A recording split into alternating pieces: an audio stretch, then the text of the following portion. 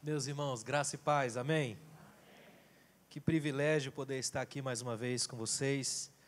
Eu quero louvar a Deus por essa oportunidade tão grandiosa, tão valiosa de estar aqui. Eu gosto tanto desse congresso que eu cheguei ontem, né? Já aprendi ontem com o pastor Osiel, fui muito edificado pela mensagem do pastor Jean, a quem eu agradeço a Deus pela honra de conhecê-lo pessoalmente. Eu estou naquele texto, eu te conhecia só de ouvir falar, mas agora os meus olhos te veem. É um prazer estar com o senhor, pastor. Minha gratidão, meu amigo, pastor Luiz Carlos, pastor Adriana. Vocês são do coração, né? A gente já criou uma aliança, né? Já estamos aqui há um bom tempo. Eu não sei, sinceramente, se é bom eu me aproximar tanto assim da igreja, porque eu vou ficando com mais liberdade, e minha cabeça não é tão boa para isso. Vai dando umas pirações, eu vou colocando as coisas mais malucas nas mensagens, né? A gente vai tomando uma certa liberdade. Mas brincadeira, eu sei que vocês estão orando por mim, pela minha casa, pela minha família, e eu quero agradecer a Deus pela vida de cada um que está aqui essa manhã. Amém, irmãos? Está tudo bem com vocês? Tudo em paz na casa, tudo tranquilo? É? Olha que, por isso que eu gosto de crente. Crente é honesto. Gente lá atrás fez, mais ou menos.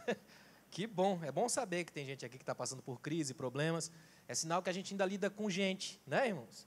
E essa é a matéria-prima central do reino de Deus. Deus lida com gente. Uma das coisas mais bonitas do reino de Deus é que você chega no reino de Deus e não acha deuses. Só gente. Esses dias eu passei em frente a uma igreja, vou ter que dizer o nome para vocês entenderem, mas assim, eu trabalho com metalinguagem, né? Passei em frente, estava Assembleia de Deus, só que o D caiu. Estava só Assembleia de Deus. Pensa na angústia que me deu. Se eu sou o pastor, eu corria para levantar aquele D, né, irmão? Porque o problema da linguagem cifrada aí é muito sério. Em algumas igrejas, nós achamos realmente que o reino dos céus está sob nova direção. E não está. Quanto mais humanos a gente permanecer, mais próximo de Cristo a gente chega. Amém, irmãos? Estou falando para a gente aqui hoje? Eu fiz essa introdução longa porque eu vou mexer num negócio meio UFC essa manhã. Então, abra sua Bíblia aí, por favor. Provérbios 11, o verso 29, a gente vai ler só a primeira frase, porque é muito pesado. Mas eu sei que o Espírito de Deus vai falar tremendamente aos nossos corações essa manhã, como Ele já tem falado, e é tão bom isso. Eu fui muito edificado pela palavra do pastor Jean, e é tão importante a gente ver como o Espírito Santo linka as coisas, né? Provérbios capítulo 11, Provérbios 11 e o verso 29, só a primeira parte do verso você vai entender quanto é pesado isso. Acharam? Olha o que Salomão vai dizer. Quem perturba sua casa, herdará o vento. Amém. Quem perturba a sua casa, herdará o vento. Eu queria trabalhar essa manhã conselhos para não herdarmos o vento. Amém, irmãos? Imagine a cena clássica de um filme. Morre o patriarca da família, podre de rico. Juntam-se lá os familiares, os agregados, que casamento é igual CD, né? Você compra por causa de uma música, leva 12 para casa, né? Tem agregados, família, parente, vizinho, cunhado, um monte de gente. Imagina a cena clássica. De repente o advogado da família vai ler o testamento. E começa: para minha esposa, adorada, amada, que sempre esteve comigo, eu deixo as minhas propriedades, vai elencando aquele monte de coisa. Para minha filhinha querida, eu deixo os cavalos de raça, eu deixo as aplicações, as joias. E aparece aquele que sempre tem em toda a família. E ele fica lá no canto, resmungando, de braço cruzado, porque ele sabe que não vai ganhar muita coisa. Mas imagine se o advogado pega e diz assim, ó: você, fulano, você vai herdar o vento. Para você eu deixo o vento. Eu deixo o vácuo, eu deixo o nada, eu deixo a irritante insustentabilidade de ser. Você não é nada, nunca foi nada, vai ganhar um nada, porque você não plantou nem colhe. Você não é ninguém. Imagina a experiência de você herdar o vento. Quando a gente fala de herança, ninguém imagina algo sem substância alguma. É impossível você falar herança e ninguém pensar em nada. Só que vem simplesmente Salomão e vai dizer isso aqui, ó: aquele que perturba a própria casa vai herdar o vento. Aí, irmão, sinceramente, muitas pessoas, embora não saibam ainda, já estão com seu futuro condenado. Esses vão herdar só o vento. Nós estamos lidando aqui hoje com uma coisa seríssima. O nosso futuro está em xeque aqui essa manhã.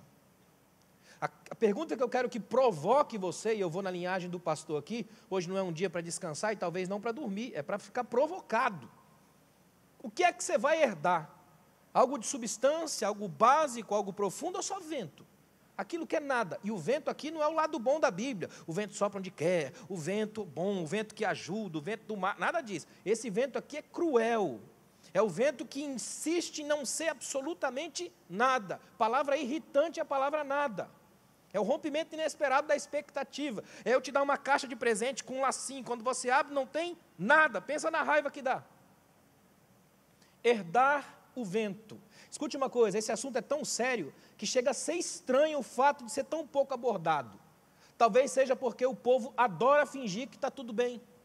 Eu estava lendo esses dias que no último 1º de abril, né? O famoso dia da mentira, o 1º de abril, as 3 mentiras mais repetidas no Brasil, segundo os sites, foram: eu te amo, está tudo bem, eu gosto de você. Agora, eu te amo e eu gosto de você é uma variação, né? Imagina que os relacionamentos estão em xeque. Porque se está promovendo uma coisa que tem palavra, mas não tem conteúdo. Estamos vivendo uma era de relações de vento.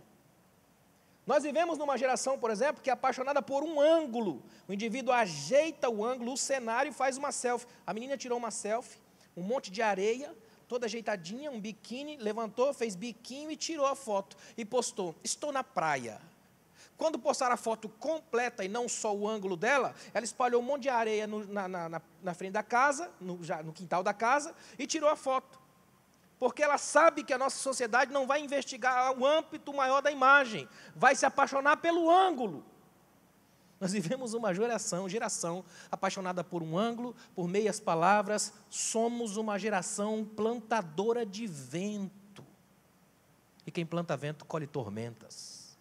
Herdará o vento. Eu fiz uma breve pesquisa de algumas variações bíblicas dessa tradução, porque essa frase é muito poderosa. Eu peguei só 7, não é nada místico não, é porque só tinha 7 para eu trabalhar. Peguei 7 delas só para ver o que é que esse texto trabalha nessas variações. Por exemplo, essa que eu estou aqui é a Bíblia Brasileira de Estudo, e ela diz: quem perturba, notem um detalhe, quem perturba sua casa herdará o vento. A NVI coloca assim, ó: quem causa problemas à sua família herdará somente o vento. A mensagem de Eugene Peterson coloca: quem não cuida de sua família acabará de mãos vazias. A Nova Almeida atualizada: aquele que perturba a sua casa, herdará o vento. A NVT, a Nova Versão Transformadora, olha que interessante: quem causa problemas à família herda, nem botou no futuro, já botou agora, herda o vento. A King James, de 1600 e alguma coisa, ó: o que perturba sua própria casa herdará o vento. A Bíblia de Jerusalém, uma das melhores, se não a melhor das traduções: quem deixa a casa em desordem herdará o vento. Percebe como é sério esse texto? Os verbos do caos variam aqui, ó: perturbar, causar problemas, descuidar, a gente poderia incluir tranquilamente o desprezar, que o pastor falou aqui, deixar a casa em desordem. Todas as variações terminam com a mesma herança: o vento. Já parou pensar você trabalhar a vida inteira, se esforçar para criar sua casa, sua família, honrar sua família, e dentre esses tem alguém completa desordem, completo caos, de modo que tudo que você faz para deixar como herança, essa pessoa não pega nada, porque dentro da sua casa ela é capaz de apenas filtrar o nada, então ela se abraça ao vento. Alguém que provoque todo esse caos e herde apenas o vento, pode ser classificado numa única palavra que o livro de Provérbios usa muito: o tolo. Uma figura sinistra que desestabiliza e contamina a realidade ao seu redor. E escute uma coisa aqui, ó: o tolo na Bíblia não é o bobo, o abobalhado, é o indivíduo que sabe muito bem suas ações, ele manipula sentimentos, ele ajeita, ele faz uma espécie de coreografia do caos, ele faz de tudo para desestabilizar o ambiente. É aquele indivíduo que, quando tem 5 pessoas conversando e sorrindo, ele se aproxima, quando ele é o 6º elemento, a conversa acaba. É tão sério que Provérbios vai dizer que o tolo só dormindo dá paz. Só quando ele dorme ele tem alguma paz. Sabe o que Deus está falando aqui para nós essa manhã? É preciso lembrar aqui hoje que tipo de ações nós estamos trazendo para dentro da nossa casa, para não atrapalharmos a plantação de alguém, para que a colheita dele seja de fato aquilo que ele plantou, e não apenas o que a gente vai se infiltrar no meio para sujar a plantação do outro. Porque quem faz isso, na Bíblia, vai colher o vento. Às vezes, eu tenho um amigo, que ele é meio doido da área da filosofia, e ele brinca assim, quando alguém chega para ele e fala assim, ora por mim, ele fala, de jeito nenhum, não vou me meter entre você e Deus. Não faço ideia do que está acontecendo entre vocês, vai que você está colhendo seus ventos. É ou não é? Olha que interessante, nada é mais perigoso para o futuro do que destruir a própria família. E aqui, irmãos, eu faço uma coisa assustadora, eu tenho que dizer isso. Nós vivemos numa geração de gente que vai colher o vento. Porque é uma geração de gente absurdamente contrária à ideia e o ideal da família, absurdamente contrária à ideia da relação pura e profunda, gente que se afasta de tudo que é belo, bom e bonito, gente que não procura crescer, gente que passa a vida seguindo o seguinte mantra, a minha vida é minha e eu faço dela o que quiser. Está aí um erro ridículo. Você já viu gente que fala, só Deus pode me julgar? E você não treme de medo disso, não? Pensa por um momento. É gente plantando as sementes do pior de todos os ventos. Escutem uma coisa, o texto de Provérbios é um conselho para todas as famílias, um conselho urgente. Cuidem da paz das suas casas, pelo bem do futuro. E aqui eu vou dizer uma coisa que é profética. A nação não sabe disso, é inconsciente, mas ela clama desesperadamente para que a igreja não baixe a guarda, para que a igreja permaneça lutando pelos ideais da palavra, da família, do casamento, da criação de filhos. Esse mundo está detonado, vento para todo lado. A igreja ainda tem que ser o lugar que levanta bem alto o estandarte da graça e diz, aqui não. Aqui a gente permanece fiel, aqui a gente permanece amando, aqui a gente permanece glorificando a Deus nas ações. Aqui na nossa casa, se bater algum vento é de refrigério, é de Deus na casa, é do Espírito do Senhor andando por aqui, porque conhece o ambiente. Aqui a gente não herda vento, aqui a gente é levado pelo vento do Espírito. E é diferente. Então, eu quero, com base nisso, rapidamente, extrair desse texto pelo menos alguns conselhos para nós não herdarmos o vento. Todo mundo entendeu até aqui? Primeiro conselho, guarda isso aqui, ó. Cuide bem do próprio caráter. Se você não quer herdar o vento, cuide bem do próprio caráter. Como é importante isso? Gente, nós vivemos numa geração que é tão complicada porque ela adultera algumas palavras. Então é um negócio muito sério. Por exemplo, hoje, se você chegar num currículo de empresa, de trabalho, e colocar só uma pessoa humilde, esquece a vaga. Porque no tempo que a gente vive, humildade virou defeito e orgulho virtude. Só que como todo mundo sabe que orgulho é uma palavra esquisita, deram um jeito de maquiar ela. Então ninguém chega para você e fala, eu sou orgulhoso. Ele diz, eu tenho atitude. É a mesma coisa, não é? Nós vivemos na geração que faz tatuagens verbais, semânticas. É muito perigoso isso. Então escute uma coisa, você só cuida bem da própria casa quando aprende a cuidar bem do próprio caráter. E cuidar é uma das fórmulas bíblicas do amar, porque quem ama, cuida. Na Bíblia tem um princípio devastador, eu estava falando com o pastor Jean Porto aqui, ó, aquilo que você despreza, perde. Mical desprezou Davi e perdeu. Aquilo que você despreza na Bíblia, você perde. Cuide bem da sua casa, cuidando bem do seu caráter, porque quando você despreza o próprio caráter, você o perde. E alguém sem caráter bagunça a casa, e bagunçando a casa vai herdar o vento. Olha o que Deus está falando para a gente aqui essa manhã, é muito sério. É tempo da gente fazer uma faxina na mente, uma faxina na alma, e começar a entender que aqui dentro, Deus está colocando a casa em ordem, mexendo em cada canto do nosso ser. Eugene Peterson escrevia que todo cristão, quando chega na porta do templo, o Espírito Santo passa por ele e pendura uma placa no peito, em obras. Deus está trabalhando na gente. Por isso que machuca, dói, sangra, fere, é porque Deus está arrancando a fiação velha, tirando as velhas tintas, porque Ele vai morar pessoalmente, então reconstrói, Ele faz um castelo de habitação. Deus está aí. Interessante que tem gente que até luta pela família, só que a dos outros, e ele perde a sua. Nós temos campeões de salvar famílias dos outros e perder as próprias. Não é estranho? Gente que ama o próximo, mas não ama o mais próximo. Gente que consegue ter os mais tremendos discursos, as mais tremendas mensagens para a família dos outros, tem tempo para a filha dos outros, consegue ouvir e entender o problema do outro, releva as crises do outro, mas não ouve a própria filha, não consegue conversar com a própria esposa, nunca tem tempo para o próprio filho, faz de tudo pela família do outro. Gente apaixonada pelo ideal da família, mas não pelo real da família. Entre o ideal e o real tem uma distância imensa. No ideal, tudo era para ser lindo, maravilhoso. Na real, não é. No ideal, todo casamento era para ser perfeito. Na real, você sabe quem é casado. É ou não é? Faz parte do pacote. Ideal versus real. Uma tensão sempre plena. Por isso que é tão importante a gente lembrar. Cuidar bem do próprio caráter. É preservar-se para não herdar o vento. Olha o que Deus está falando para você aqui hoje. Mantenha as rédeas do seu barco sempre ajeitadinhas. É o caráter. Porque quando o vento de Deus vier, aí sim você vai conseguir navegar nas águas do oceano do Espírito Santo. Esse Espírito é diferente. E esse vento é diferente. Escute uma coisa aqui, ó. O Milor Fernandes diz uma coisa que eu acho que ele acertou em cheio. Um antigo pensador e humorista brasileiro, ele escreveu assim, ó, olha que tremendo: só há plástica no rosto, no seio, nas nádegas, na careca e na papada. Nenhum pitangui para inventar uma plástica no caráter. E se tivesse plástica no caráter, você faria? Pensa por um momento. Fazer plástica no caráter. David McClendon escreveu o seguinte, ó: o caráter é um pedestal que determina o peso que uma pessoa pode sustentar. Se o seu caráter é do tamanho de um palito de dente, então só consegue sustentar um selo postal. Mas se o seu caráter é tão espesso quanto uma coluna, então você consegue sustentar uma laje.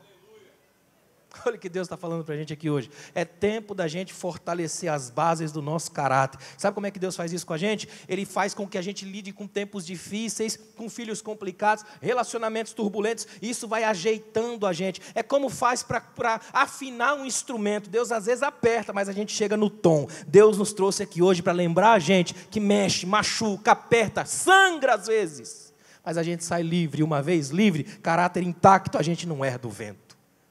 A gente entende e trabalha com esse Deus. A gente está vivendo, irmãos, guarda uma coisa aqui, ó, nós estamos vivendo uma imensa crise de integridade no país. Não basta criminalizar os políticos quando a própria sociedade é corrupta. O que esperar de um país onde a caneta tem que ficar presa numa corrente na lotérica para não ser roubada?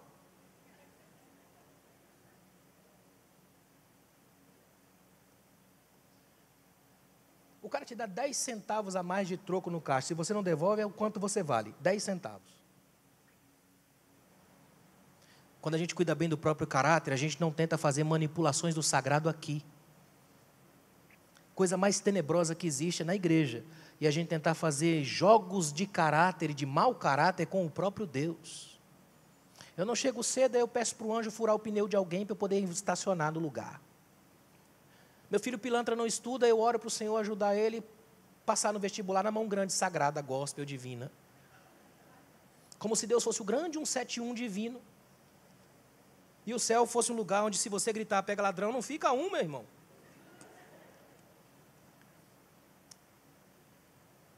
Tomara que o nosso riso seja de nervoso. E hoje o Espírito de Deus fale para nós aqui: se você cuidar do seu caráter, você vai herdar a minha graça. Se você não cuidar do seu caráter, vai herdar vento.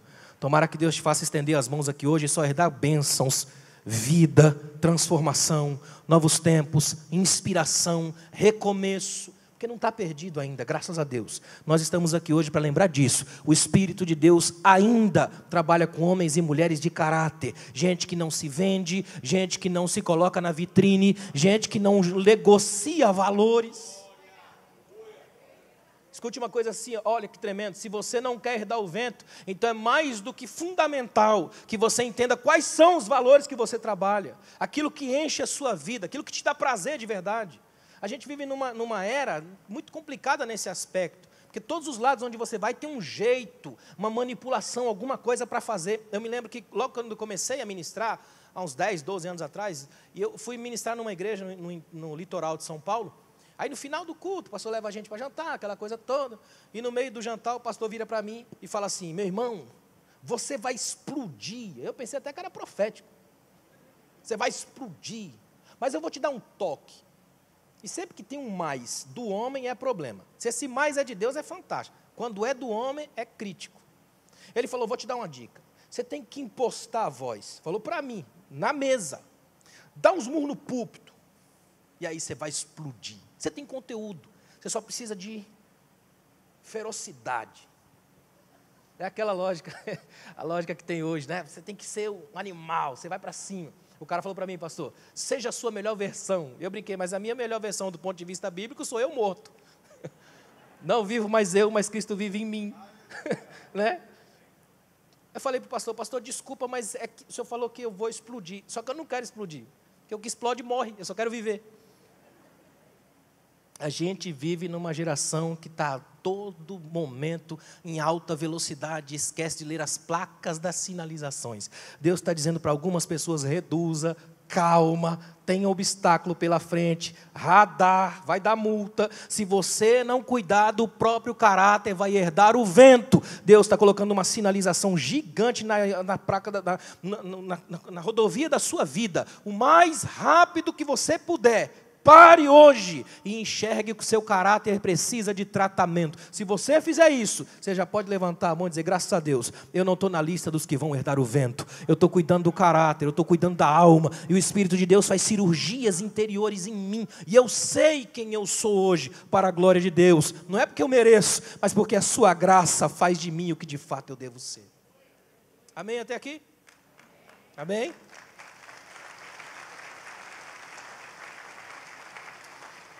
Segundo conselho para quem não quer dar o vento, torne-se um poderoso agente de soluções. Anote, torne-se um poderoso agente de soluções. Coisa mais irritante da vida é gente que tudo que olha só enxerga problema. Você conhece alguém assim? Você traz metade de um problema, ele te arruma mais dois. Não é? Eu me lembro que uma vez eu vi um cartoon, eu achei muito interessante. O cartoon tinha lá uma rua cheia de igrejas, e aí numa igreja, você passava em frente a uma igreja, tinha um rapaz muito bonito, uma moça muito bonita, chamando as pessoas para entrarem para o culto. Aí se você está passando ali, a moça ia até você, ou um rapaz, o rapaz vai até você, todo cheio de coisa, e diz assim, olha, entre aqui, nós vamos resolver o seu problema. Aí você fala, mas eu não tenho problema. O cara fala, a gente arruma um, o importante é entrar. Nós estamos vivendo essa geração do marketing, da propaganda, tudo tem que estar com luzes, tudo tem que ser maravilhoso, tudo tem que ser espetacular, porque a gente acreditou realmente em inverter o processo. Jesus chamou a gente para ser sal da terra, a gente acha que é o docinho do mundo. Tudo tem que ser lindo, ajeitadinho, massagens, a gente tem que se sentir bem, sinta-se bem, varão, alecrim dourado do céu. Se você não for para o céu não tem graça, Jesus é o caminho, você é o pedágio. Onde é que está escrito isso? E a gente vive numa geração que é difícil de lidar, porque é uma geração que não entende-se como solução, só como problema.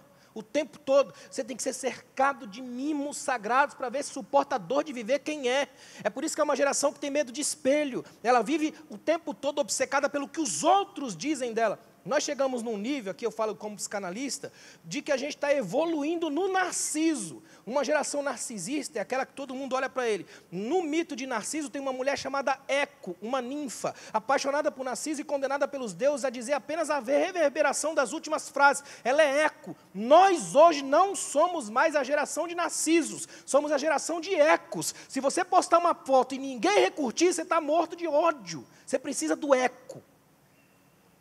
O indivíduo posta um negócio e fica olhando para ver se já passou de 10. Passou de 100, deu 1.000, 100 mil. Eu sou o cara. Se bater 1 milhão, influencer. Ecos da mesma tragédia, do mesmo caos. É por isso que a pessoa não suporta mais que alguém tire a foto dela. Ela mesma tira, selfie. Sai daqui, eu tiro. Porque eu sou eu e ninguém vai tomar-me de mim. É por isso que ele vem para uma reunião como essa e não desliga o celular e nem põe na vibração. Ele quer que toque. Ele chora para que alguém ligue. E ele faz questão de, quando a coisa tocar, a música tocar, ele levantar e atravessar por todo o salão. Porque nesse momento ele brilha. Todos olham para ele. Ligaram para mim, não para vocês. Babem. E ele vai atender lá fora.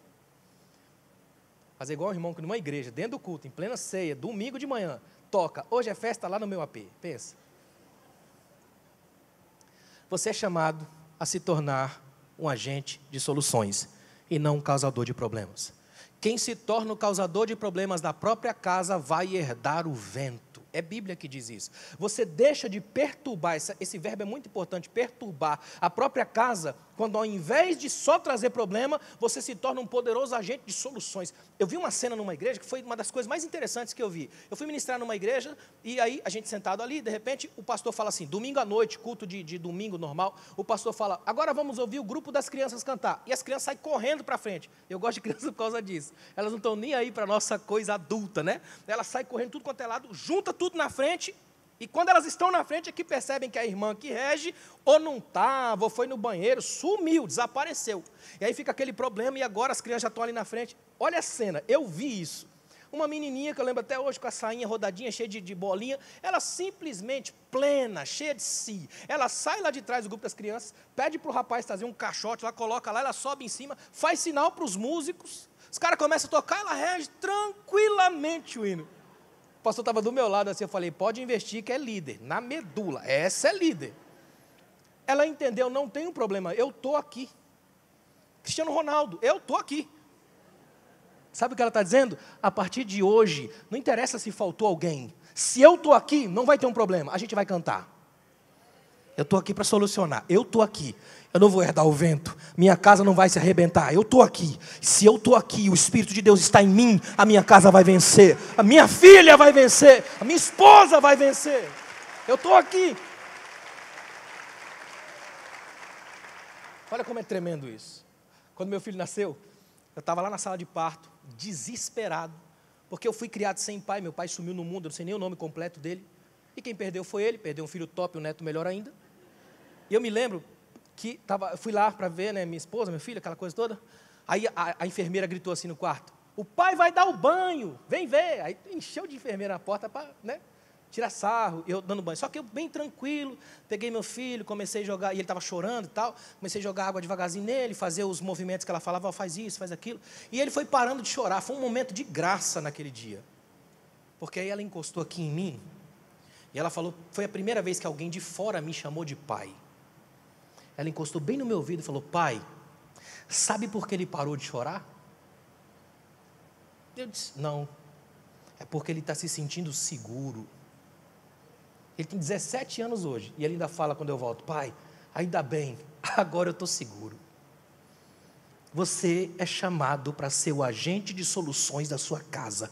Pare de colocar a culpa na sogra, no cunhado, no problema, na NASA, em Israel, Nárnia. Você está na sua casa, você é o agente de soluções da sua família. Deus te colocou de pé, Deus te deu inteligência, Deus te deu alma, Deus te deu força e Deus te deu gente. Você não está sozinho nessa batalha. É o tempo de você se levantar e falar, na minha casa não, a minha casa não vai herdar o vento. Aqui em casa a gente vai lutar, mas a gente vai sair de pé, a gente vai sair vitorioso. Olha que interessante, o texto de Provérbios é uma advertência dirigida aos relacionamentos familiares. Se uma pessoa com um problema constante se torna um problema constante para a família, as consequências são como um furacão capaz de derrubar a casa.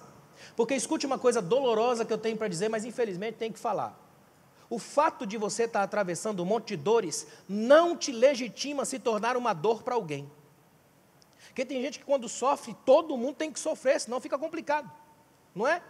Aquela coisa angustiante, não, é porque está tudo ruim, tudo complicado, não consegue mais ouvir ninguém, não fala mais com ninguém, porque tem a tentação de enxergar o resto da vida pela lente de uma dor. E aí Deus te trouxe aqui hoje para lembrar que essa dor passa, e você permanece. Quer ver só? Faz um rápido exercício de memória, e lembra de quantas dores você enfrentou da última conferência, a sétimo congresso para esse de hoje, 8º, e você jurava que não estaria aqui hoje, e você está. Porque essas coisas passam, mas você permanece, porque maior o que está em nós do que o que está no mundo. As coisas passam, a gente fica, porque o Espírito que está em nós é maior do que as turbulências que estão lá fora. Tem um provérbio chinês que diz uma coisa interessante, ó, se o vento soprar em uma única direção, a árvore crescerá inclinada. Olha que tremendo. Se o vento soprar só de uma direção, a árvore cresce inclinada. Por isso que quando você fica só batendo num problema, o problema cresce. Porque na dinâmica do psiquismo humano, aquilo que você alimenta cresce. Se você alimenta medo, o medo cresce. Mas quando alimenta amor, ele expulsa o medo e você fica livre. Olha uma coisa interessante, problemas geram problemas. Só que sua família precisa ser geradora de soluções. Aí significa que hoje aqui, o Espírito de Deus te trouxe para entender o tamanho e a importância do seu lugar na sua família e na sua casa. É Deus dizendo para você assim, você não está aí por acaso, caiu de paraquedas, porque alguém te apresentou a digníssima e vocês casaram. Vocês estão aí porque o céu une propósitos. Porque vocês dois podem fazer grande diferença. Porque juntando os filhos e o ideal familiar que vocês têm, dá para ir muito longe. O problema é quando a gente não entende isso e fica obcecado pelo vento. Escute, aquele que transtorna a própria casa não achará abrigo na tempestade. Aquele que inferniza a própria família não achará amparo na calamidade. Quando o Espírito de Deus nos salva, Ele faz duas ações. Ele tira a nossa alma do inferno e o inferno da alma da gente, para a gente não infernizar mais ninguém. Por isso, se o Espírito te tirou do inferno, mas não tirou o inferno de você, tem alguma coisa errada aí. Não é? É tão importante a gente lembrar disso aqui, Escute isso aqui, Aquele que bagunça a paz da própria casa vai comer apenas o vácuo. Sabe por quê? Porque nem o pó ele pode comer, porque o vento que ele herdou sopra todo o pó. Ele fica tão vazio que nem pó ele tem mais. Herda só o vento. Então mude a estratégia. Ao invés de colecionar intrigas, colecione perdão. Ao invés de colecionar, eu vou falar palavras duras, complicadas, colecione a sensibilidade. A palavra branda desvia o furor. Ao invés de colecionar braços, colecione abraços. Ao invés de colecionar fúria, ódio, caos, colecione a proposta da paz, do abrigo, da segurança. Ao invés de colecionar só fofocas, colecione a celebração do outro. Quando isso acontece, o Espírito de Deus te aproxima de gente como você, gente que está andando pelo vento do Espírito e não herdando o vento das contradições. Mude a estratégia e mude a entrega, ao invés de criar problemas, ofereça soluções. Qual é a solução que você oferece aqui hoje? Tenta imaginar, por exemplo, a família de Jesus. Imagina por um momento, se você olha, por exemplo, na genealogia de Jesus em Mateus, capítulo 1, irmãos, sinceramente, se a Bíblia passasse pelos processos de edição que a gente tem hoje para lançar um livro, não caberia com Mateus capítulo 1, jamais, o Novo Testamento. Mateus capítulo 1 só tem os parentes de Jesus dos mais tenebrosos. Genealogia de Jesus, na genealogia dos judeus não entrava, era raro entrar nome de mulheres. Na de Jesus tem 4, todas estrangeiras e uma prostituta, sangue rebelde na veia. Os parentes mais nobres dele, da árvore genealógica, Abraão, Isaac, Jacó, tem um ritmo de mentira na família terrível. O pior pai da Bíblia aparece lá, filho de Davi.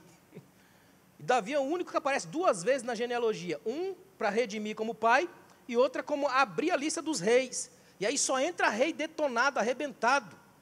Se você acha Lava Jato complicado, dá uma olhadinha em Mateus 1. Olha lá os reis que aparecem na genealogia de Jesus. Só tem gente complicada, difícil. O nível de crime que aparece é página policial da Bíblia. Aparece, para você ter uma ideia, o nome do assassino, o assassinado e o motivo do crime. Salomão, da que fora mulher de Urias. Imagina. Tudo lá naquele texto. Se você torcer, pinga sangue. É pior que o antigo Notícias Populares. E tudo isso afunilando numa menina, de mais ou menos uns 15 anos. Provavelmente analfabeta, de pele escura praticamente. E ela está lá, naquele lugar, sofrido. Qualquer um hoje entraria com as teorias mirabolantes de hoje e diriam, olha, esse menino não vai prestar. Porque só tem parente quebrado, detonado, afunilou tudo nessa menina e vai nascer, isso não vai dar certo. Só que simplesmente o que vem dela é a raiz de Jessé. É o filho de Davi. É o Deus que muda histórias familiares. É o Deus que protege homens e mulheres. É o Deus que celebra a vida. Ou seja, para quem está em Cristo não existe maldição hereditária. Ele limpou a ficha da sua família na cruz. E você não causa mais problemas, você é agente de soluções. Você quer ver uma coisa que me encanta na Bíblia? Eu vou fazer um parênteses aqui. Olha que coisa maravilhosa. Vocês me conhecem, eu sou apaixonado pelos detalhes do texto. Aí lá em Lucas capítulo 7, a Bíblia diz que Jesus é convidado para ir na casa de um fariseu.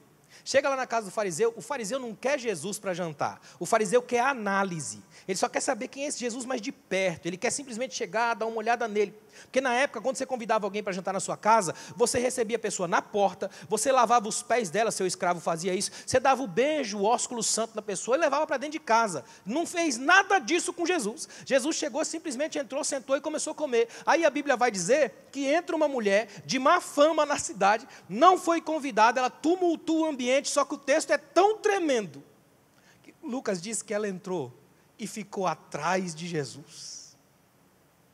Olha que leitura, essa mulher está dizendo, se tem um homem na vida, que eu posso ficar atrás dele, porque ele vai me proteger dos outros, é esse Jesus. Então ela entra no lugar e procura o único lugar que ela sabe que não vai morrer, atrás de Jesus. E ela fica atrás dele e começa a chorar, molhar os pés dele com as lágrimas e enxugar com os cabelos. E ela tumultua tanto o ambiente, a coisa fica tão tensa, até erótica, perigosa, que os homens começam a ficar reclamando, o clube do Bolinha se levanta, injuriado. Chega para Jesus e fala, o senhor não sabe quem que é essa mulher aí não? Complicada, mulher de má fama na cidade. Aí Jesus olha para ele e diz assim, ô Simão, deixa eu te falar um negocinho aqui. Eu entrei na sua casa, você não colocou água para lavar os meus pés. Desde a hora que eu cheguei, ela não para de lavar os meus pés com as próprias lágrimas, beijá-los e enxugá-los com os cabelos. Quando eu cheguei aqui, você nem me cumprimentou com um beijo. Ela não parou até agora de beijar os meus pés. Ô Simão, sabe o que eu percebi? Na tua ausência de dar, o desejo dela de contribuir. A tua ausência mostrou a presença dela. Ou seja, você não está atrás de mim, mas sumiu. Ela que está atrás apareceu. É Jesus dizendo, eu gosto desse tipo de gente, Simão. Ele não tem a sua etiqueta, ele não tem o seu poder, nem o seu status. Mas ela tem tanto conteúdo que você herda o vento. Ela herda meu nome. Ela vai comigo para a vida. Ela vai comigo para a história. Você fica com pouco, ela com tudo de mim. Deus te chamou aqui para ser agente de soluções. Você crê nisso? Aliás, escute uma coisa, ser agente de soluções no tempo de hoje é uma das soluções que o mundo procura. O mundo está cansado de gente que é especialista em criticar tudo aquilo que nada faz. É aquele indivíduo que ele vem para o congresso e pensa, se fosse eu que estivesse organizando, estava bem melhor. Porque ele é especialista em criticar, e crítica é uma camisa que só serve no outro. Ele sabe, faz de tudo para que dê certo, só que ele fala muito, mas faz pouco. É gente brigando porque quer falar, não porque tem algo a dizer. São os criadores de caso, criadores de problema. Aí Jesus chama a gente para ser criador de solução. É você que chega e diz assim, ó, se eu estou aqui, o pastor não vai ter problema. Se precisar de ajuda, eu estou junto. Eu vou estar aqui hoje porque o Espírito de Deus me chamou para de algum modo edificar famílias aqui. Ó. Qualquer coisa que me chamarem para fazer, eu vou fazer aqui por privilégio, por honra e por graça. Porque o Espírito de Deus está em nós. Na verdade, eu estava sentado ali, pastor, estava pensando, toda vez que aparecia um flash da igreja aqui, eu estava pensando nisso aqui que eu estava falando, que eu estou falando agora. Alguma pessoa aqui, o Espírito de Deus não mente, pode até pensar, para que investir essa coisa toda em um negócio de criança? Podia ampliar, por exemplo, para o estacionamento, podia fazer uma outra coisa para a festa. Só que o que a igreja está fazendo é perfeito, criando uma geração que não vai herdar o vento. Uma geração que vai ser solução. Uma geração que vai ser solução. É diferente. É que nós temos um problema que vem herdado dos discípulos. Jesus um dia está pregando uma multidão gigantesca, os discípulos começam a olhar no relógio. Sabe quando você fica olhando no relógio? Não vai terminar não essa pregação aí? Jesus está pregando, os discípulos olhando no relógio. De repente o discípulo chega para Jesus e fala, Senhor, deixa eu falar um negócio para o senhor aqui. Ó. Tá tarde. Não tem muita coisa ponto para vender hot dog por aqui, cachorro-quente, né, kebab, esses negócios não tem por aqui não. Despede o povo para que eles vão pelas cidades e comprem para eles o que comer. Sabe o que Jesus faz? Por que eles estão fazendo isso? Eles já têm resolvido o problema deles. Nós temos aqui para nós 5 pães, 2 peixinhos, a gente reparte para todo mundo, tá beleza. Eles que se virem. É tipo assim, nós somos os teus discípulos, mas a gente já está precavido, a gente tem uma sacolinha da promessa guardada aqui, ó. Eles que vão para o Carrefour. Aí Jesus olha e diz assim, ó, dai-lhe voz de comer. Não quero problema, quero soluções. Sabe o que Jesus está dizendo? Se você é meu discípulo, nunca deixe a provisão para o outro numa sacolinha só sua. Se é meu discípulo, o que é seu vai vir à tona. Tem que ser celebrado com todo mundo. vocês vão descer dando soluções e não problemas. Irmão, fala a verdade, o cristianismo não é irritante? Aquilo que você acha que é só seu, tem que dividir. Quando você quer subir, você tem que descer. No dia que você está detonado, Deus manda alguém para você orar, não para orar por você. Não é assim? Se a sua fé não é irritante, não é a fé de Jesus. Por isso que tem muita gente que tem fé em Jesus, mas não a fé de Jesus. A fé de Jesus é insuportável, ela anda com gente que você não gosta. Ela está na mesa da ceia, com um discípulo endemoniado até a medula, doido para vender ele.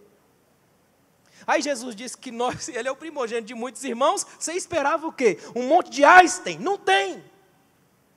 Jesus te chamou aqui hoje não para ser um causador de problemas, mas um solucionador poderoso. E se você fizer isso, uma certeza você tem. Você sai daqui de cabeça erguida. Eu não vou herdar o vento, porque eu aprendi de uma vez por todas a ter raízes. Terceiro conselho, olha que tremendo. Fortaleça as suas raízes. Escute uma coisa, você só herda o vento quando você não tem raízes. Porque aí esse vento vem e te detona, te derruba. Só que é bom tomar cuidado com uma coisa, muita gente passa a vida inteira achando que simplesmente quando o vento passar, ele passa lá longe de mim, não me atinge, mas atinge. Por isso fortaleça suas raízes, quanto mais abraçadas ao solo, melhor. Os gregos têm uma história que eu acho muito interessante na mitologia grega, de Anteu. Anteu era um gigante que era considerado filho da terra, a mãe terra. A terra era a mãe dele, e ele era um gigante. Então toda vez que ele ia lutar com algum oponente, ele nunca saía do chão. Porque estando no chão ele recebia toda a sua força. Só que aí ele ficou sabendo de Hércules, que não era só músculo, Hércules pensava. Então no meio do caminho, para a disputa entre ele e Hércules, Hércules percebeu que todas as vezes que ele lutava, ele só ficava no chão. Então ao primeiro descuido de Anteu, Hércules pegou pelo pescoço e levantou a um palmo do chão e ele morreu. Porque já não tinha mais contato com a sua força. Aí os gregos aplicam isso como lição à liderança. Quando você é arrancado do seu chão, perde a sua força e morre. É por isso que nós temos tantos líderes mortos no alto de seus púlpitos, porque perderam o contato com o solo. Não conhecem mais as pessoas, não conversam mais com elas. Eu tenho pavor de chegar numa igreja onde o líder tem o dom da invisibilidade. É um negócio de doido. Um líder, sabe, um líder X-Men. Você não vê ele literalmente aparece no púlpito. Eu não sei se tem algum lugar aqui que desaparece na hora do... Ele simplesmente some, você não vê mais, você não cumprimenta, você aparece. De repente ele aparece, surge, do nada, surge. Eu estive numa igreja onde ele surgiu com ele e a esposa lá no fundo, e aí todo mundo teve que ficar de pé para que o ser e a ser viessem à frente. É um negócio de doido. Coisa mais linda do mundo é que você está numa igreja, que o líder desce, as crianças vêm correndo, abraça ele, brinca, conversa, beija, ele conversa com a irmã lá do canto, ele conversa com outro irmão, ele sabe o nome das pessoas, ele tem conexões, é o líder que você fala assim, o pastor não veio hoje, não, porque ele está fazendo um velório, coisa que você nunca sonhou na vida, pensa num negócio horrível é fazer velório. E às vezes o pastor tem que fazer velório de gente que ele não conhece, é pior ainda. O cadáver lá, a família dividida, todo mundo brigando, e o pastor lá, olha, porque o Espírito do Senhor, é ruim demais, irmão. Você já parou para agradecer a Deus pela vida do seu pastor? Tem um homem ali, atrás do rótulo pastoral. Você sabia que como igreja, na experiência comunitária, vocês ajudam a fortalecer as raízes dele? Porque atrás de um púlpito a realidade mais forte é a solidão ministerial. Homens que ministram a todo mundo, mas quase nunca são ministrados por ninguém. Homens cuja família é colocada no pedestal da perfeição, não pode falhar porque a filha do pastor. Eu me lembro que um dia um pastor numa convenção falou assim, irmãos, eu quero propor que nós pastores tiremos um tempo mesmo de férias. Aí um pastor se levantou e disse, irmão, o diabo não tira férias. Ele falou, eu sei, mas eu não trabalho para ele. Na empresa dele é assim, eu trabalho com Deus. E Deus deixa eu descansar. Não é? Sabe o que Deus está dizendo para você aqui essa manhã? Fortaleça suas raízes, no plural, a sua, a da sua casa, a do seu pastor e a dos irmãos que Deus coloca perto de você. Raízes fortalecidas fazem uma floresta de Deus surgir aqui, ó. E se a floresta de Deus surgir aqui, você não herda o vento, esse vento transita, passeia, brinca pelo lugar, porque aqui ele se sente em casa. Interessante que na nota de estudo desse texto da Bíblia King James, tem uma frase notável, diz assim, ó, herdar o vento é acabar sem nada. Essa é a expressão. Poderíamos traduzir tranquilamente assim, aquele que faz bagunça na casa, na sua casa, vai terminar sem nada, acabar sem nada. Imagina chegar no final da vida, lutar e acabar sem nada. Jorge Luis Borges, um escritor argentino, no final da sua vida lançou um livro com 80 e poucas páginas. No final do livro ele escreve a seguinte frase, eu cometi o maior de todos os pecados, eu não fui feliz. Imagina. Atravessar a vida inteira, chegar no final com a definição de que você não foi feliz, de que você acabou sem nada, de que acabou roendo ossos, acabou herdando o vento, acabou vazio. A sensação que dá é pior, porque nós vivemos numa geração de vitrines. Então, toda pessoa que se olha nas redes sociais, parece que está todo mundo vivendo bem, todo mundo está indo em paz, todo mundo é legal, o filho de todo mundo é tranquilo, as crianças de todo mundo não faz bagunça, é um negócio perfeito, só que não existe.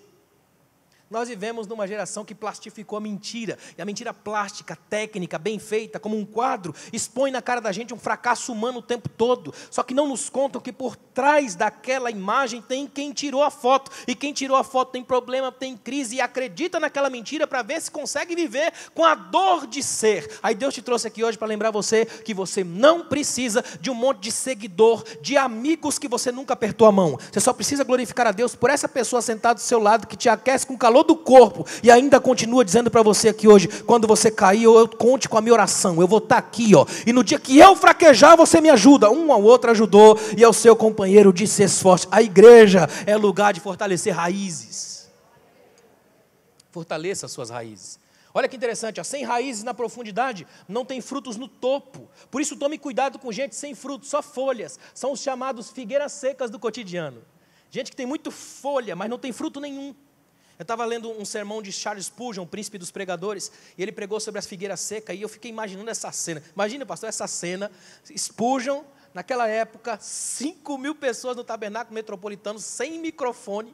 Imagina ele pregando e ele dizendo essa frase: ó figueira, quem deras que tu tivesses nascido lá longe da estrada, na encosta de algum monte, longe do olhar de referência do meu Senhor, porque um dia, figueira, meu Senhor teve fome, e ele andando pela estrada da vida, olhou e viu-te na referência das folhas, e sonhou alimentar-se de ti, mas ao aproximares de ti, percebeu que tu não tinhas o que dar. Aí ele para, imagina, vira para a multidão, 5.000 pessoas atônitas, e diz: hoje, meu Senhor novamente anda por aqui, para perto de ti e pergunta: há em ti, figueira, algum fruto para matar a fome de Deus?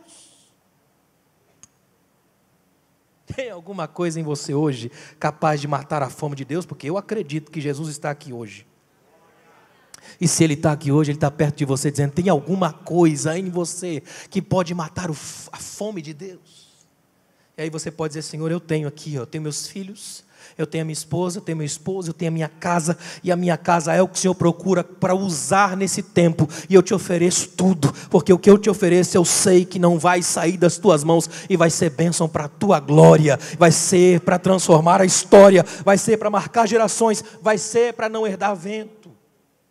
Cuide bem da sua família, fortaleça as suas raízes. Aliás, olha que interessante, quando é que você fortalece as suas raízes? Eu fiz uma listinha aqui, Você fortalece as suas raízes, primeiro, quando não negocia os valores familiares.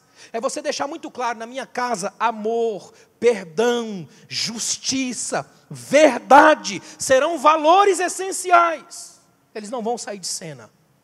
Na minha casa vai ter isso. Você é capaz de assumir esse desafio aqui essa manhã? Na minha casa vai ter perdão. Minha casa vai ser lugar de amor. Minha casa vai ser lugar da festa dos recomeços. A gente se arrebenta, mas a gente recomeça, porque a graça mora na minha casa, e a graça é a possibilidade de todo recomeço. Na minha casa dá para ser assim. Você crê nisso? Sabe quando é que você fortalece as suas raízes? Quando você aprende a cultivar a memória histórica. É honrar o pai, é honrar a mãe, é dizer: nós estamos aqui hoje porque o Espírito de Deus vem trabalhando com a gente na história. Sabe o que é honrar a memória histórica? É lembrar que nós estamos aqui hoje nesse templo maravilhoso, belíssimo, mas isso não começou agora, tem 20 anos de história. Fazer um minuto aí para você só agradecer a Deus pelos irmãos que vieram lá atrás. Você consegue? Agradeça a Deus por alguns irmãos que nem estão mais aqui, mas eles lutaram para que isso aqui acontecesse. Sabe o que você é hoje? Você é o sonho vivo daqueles irmãos. Tem um monte de irmão que sonhou um dia que essa igreja seria linda, que essa igreja mudaria a história da cidade, que naquele lugar onde só tinha sapo, tinha mato, Deus levantou um sonho, o sonho tomou forma, o sonho ganhou vida, e hoje você é a história viva do sonho de alguém. Eles não podem herdar o vento. Agradeça a Deus hoje por você ser parte de uma história ainda em processo. Eu acho lindo quando Paulo fala para Timóteo: ó Timóteo, eu recebi uma coisa de Deus, passei para você, e você transmite a outros homens idôneos que vão transmitir a outros. É fluxo. O fluxo da graça. Passou por mim, passou por você, transmite para alguém, chegou no pastor, chegou em você. Desafio da gente aqui essa manhã é não permitir que o fluxo da graça acabe aqui. Ele tem que atingir outras pessoas, ele tem que mexer com outras famílias, ele tem que atingir outros pais, tem que mexer com outros filhos, ele precisa atingir gente. Ele tem que atingir você. Você fortalece as suas raízes quando você impõe limites. Ou seja, não é a mídia que determina os comportamentos da sua família. Não é a rede social que diz quem você deve ser. Não é o que o padrão, entre aspas, colocado por essa geração, diz a sua casa tem que repetir o tempo todo. Muito pelo contrário, irmãos. O seu padrão é o que traz paz na sua casa. Amém? O problema da sociedade de aparências é esse. A pessoa tem a casa mais linda da rua, mas não lembra qual foi a última vez que almoçou junto com os filhos à mesa. O que adianta você ter aquele colchão que faz massagem na alma se você tem insônia? O que adianta ter 15 carros na garagem se você não sabe dirigir? O que adianta você ter aquela mesa maravilhosa, tão grande, mas você não tem relacionamento? Eu vi uma cena num filme que eu achei engraçado. O cara convidou a menina, toda aquela corte, para convidar a menina para almoçar. Aí quando ele leva ela para a casa dele, para dar aquela coisa nela, aquela sensação nela, ele leva ela para a mesa. Só que a mesa é gigantesca, então ele está sentado aqui na ponta e ela lá na outra ponta. Aí ele quer falar, fica aquela tensão, ele fala assim: me passa o sal. Ela: quê? Passa o sal! E ela joga. Tem muita gente vivendo isso, existencialmente. A casa é linda, é maravilhosa. Aí você pergunta: para que uma casa dessa? Não é porque meus parentes falaram, é para esfregar na cara de fulano. Isso é herdar o vento. Não faz o menor sentido. Às vezes aquele lugarzinho aconchegante, pequeno, que quase não cabe. O sofá tem 3 lugares, a gente bota 6 pessoas. Mas a graça de Deus entra num nível tão grande que a gente se abraça, a gente chora, a gente é feliz, a gente diz: Deus está na casa, a casa é dele, é uma sarça, mas retira a sua sandália e obedeça, porque o lugar que você está é terra santa. Então respeite aquele ambiente, aquele é um lugar de Deus. Deus pode estar na casa grande? Pode, sem problema algum. Mas por que geralmente parece que ele está exatamente na menor? Porque na grande geralmente tem espaço demais e gente de menos. Na menor é o contrário, tem gente demais e onde tem gente, Deus está junto. Deus gosta de gente, é ou não é? Nosso Deus gosta de gente. Tudo lindo, tudo perfeito, Ele foi lá e criou o quê? Gente. Ele não criou porque estava triste, como diz uma teologia por aí. Muito pelo contrário. Ele criou porque é tão bom ser Ele, que Ele queria que a gente partilhasse dEle. Então Ele fez isso. Deus gosta de gente. Olha que coisa maravilhosa. Você está aqui hoje para ser lembrado que o seu Deus, a quem você adora, gosta de gente. E gente como a gente. Portanto, você não precisa ser um mini anjo nem um demônio completo. Basta ser gente. Quanto mais gente você se torna, mais abraçado pela graça você é. Porque esse Espírito de Deus está aqui amando gente. É gente.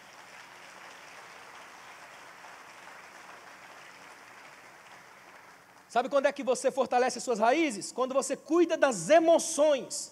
É transformar a sua casa num jardim de delícias e não num jardim de morte. Eu não sei por que colocam o nome de cemitério de jardim. Já notaram isso? Jardim da paz. Está aí um negócio que eu nunca quero. Você quer um jardim desse?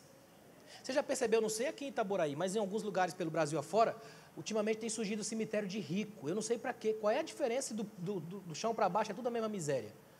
Esses dias eu passei com a minha esposa de carro numa estrada, eu vi aquelas luzes de neon, um negócio top. Eu falei: isso aqui é condomínio novo? Aí embaixo, Jardim do Consolo. Falei: bom, tá aí um condomínio que eu não quero, né? É igual colocaram uma nota no jornal que uns ladrões entraram num desses cemitérios e roubaram um monte de estátuas, de coisa que tinha lá. Aí a notinha do jornal, não sei porquê, dizia: nenhum dos moradores reclamou. É óbvio, né? Imagina. Eu queria que você lembrasse de uma coisa aqui hoje. Olha como é importante.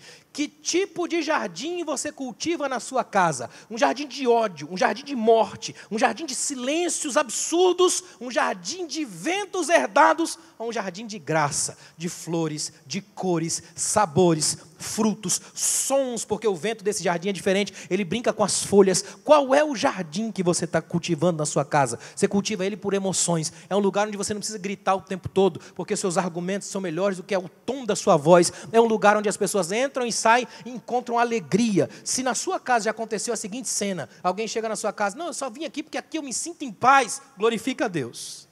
você não vai herdar o vento.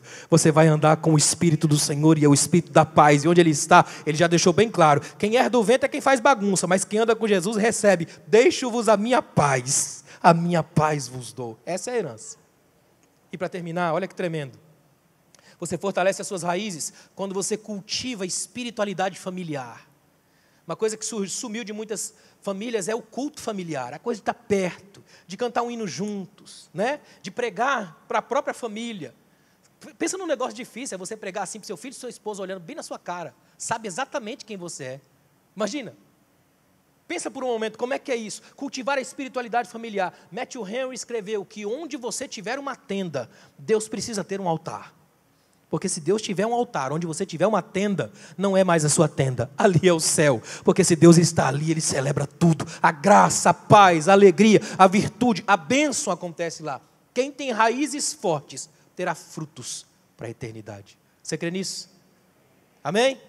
Fica de pé, por favor.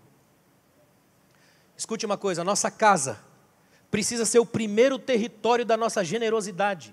Que o melhor de nós, escute o que eu vou dizer, que o melhor de nós seja dado primeiro àqueles que suportam o pior de nós, todos os dias. É que a gente vive numa sociedade muito esquisita, irmão. Nós somos treinados para dar o melhor de nós para quem é de fora. Para quem que a gente coloca a melhor roupa? Para quem é de fora e fica rindo da gente, falando, é brega. É ou não é? Para quem que a gente usa o melhor perfume que a gente tem? Para visitar alguém e falar, dor de cabeça, perfume daquela irmã, é ou não é? A gente vai fazer aquele jantar top. Faz para quem? Para alguém que vem de fora e sai reclamando da comida da gente. Você viu só um pouquinho, chega de sal. Aí o dia inteiro em casa serve qualquer coisa. É o contrário, irmão. Ofereça o melhor para quem suporta o seu pior. Todo dia. A melhor coisa. Sabe, pega a digníssima que você está aí do lado e leva para jantar no melhor restaurante. O melhor restaurante não significa o mais caro da cidade. Tem gente que acha que é o mais caro. Às vezes não é. Às vezes é aquela coisinha na esquina que não tem nada, mas é tremendo, que o sabor é bom. É ou não é? Até porque o seu melhor não precisa ser o melhor do irmão que tem mais dinheiro na igreja. Às vezes esse melhor do irmão é fruto da inveja, de gente que herda o vento. O seu melhor é aquilo que faz os da sua casa se sentirem bem. Agora escute uma coisa que eu vou dizer a você.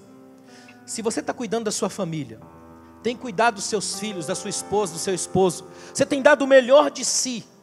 E mesmo assim está tudo dando errado. E você dizendo, Senhor, o pastor está pregando aí que se a gente cuidar bem do nosso caráter, da nossa casa, não vamos herdar o vento. Eu fiz tudo isso, Senhor, e olha como acabou. Deus só tem uma palavra para você aqui hoje. Ainda não acabou. E Deus te trouxe aqui hoje para lembrar disso. Você está em processo. E o Espírito de Deus está trabalhando na sua casa. Você crê nisso? Abraça aí o seu familiar. Chega perto dele aí. Família, amigo e tal.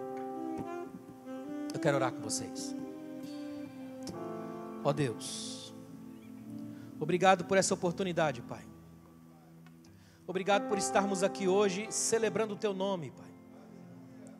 Obrigado por estar diante de homens e mulheres que não vão herdar o vento. Porque eles estão aqui, Pai, porque Te amam. Porque se esforçam para que o mundo saiba que eles são uma geração Tua. Eu quero Te apresentar, Pai, não apenas os que estão aqui, mas lá na Igreja Kids. Porque lá tem uma geração que não vai herdar o vento. São meninos e meninas que o Senhor já está preparando para esse tempo. Para que essa cidade seja transformada por uma igreja séria, que honra a Tua palavra. Não queremos os ventos de doutrina, os ventos de contradições, as tempestades, não, Pai. O único vento legítimo que pode soprar aqui é o do Teu Espírito. Porque ele vem para aplacar a fúria da alma. Ele vem para tirar a angústia. Ele vem como refrigério no meio do caos. Fortalece esse homem, essa mulher e esses filhos. Eles não vão herdar o vento, Pai. Eles vão herdar a Tua paz.